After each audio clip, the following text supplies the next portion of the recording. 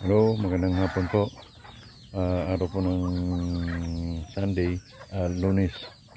No, ang oras po ay nasa pag-alas 5 na po.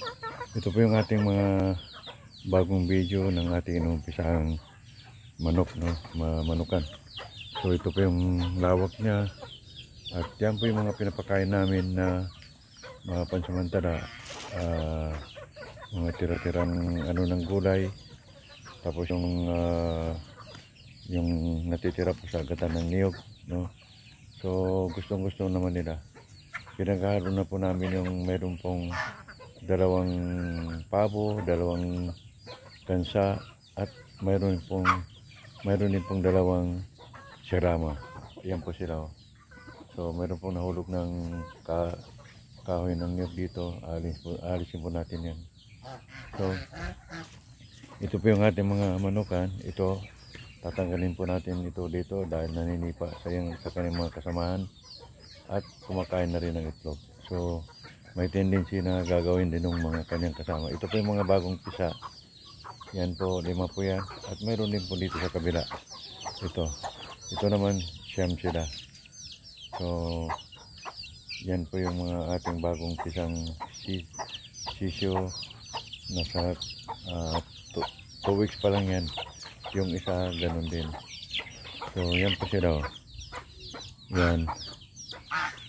Yung isa pong basilan na babaeng manok ay ipapalit po natin sa manok din. Pati na rin yung pula.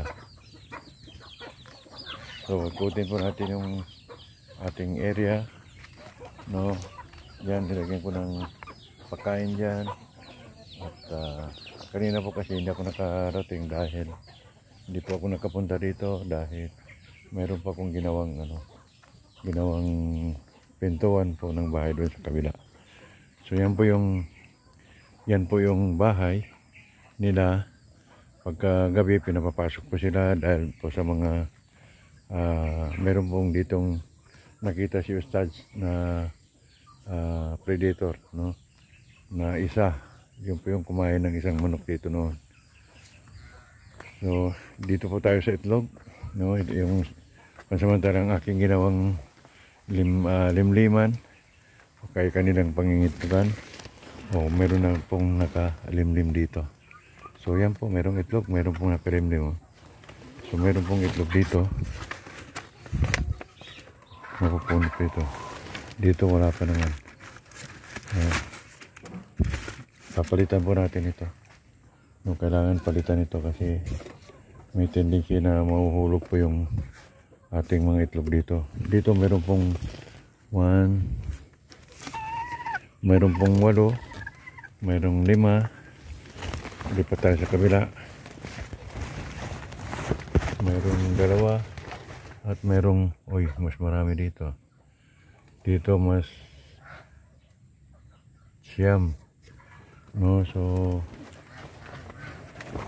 isang araw mayroon na pong maglilimlim yan, yung mga marami na yan. So yan po sila.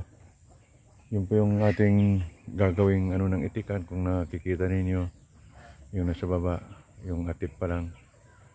And then yan po yung natulugan ng kambing. Yun pa naman yung tapaan ng niyog, no, kung nataon na rainy season at mag-harvest time na po ng niyog ay pwede po yan lulutuin, no. So yan po yung aking nilagay na 2 solar. So ito mayroon siyang sensor. Pagka may tao mag-activate siya. Doon sa kabila isa na yon. So mayroon pong dito naman sa kabila mag-ano rin yan. Ayun, kita nyo, ayan, nag-ilaw siya.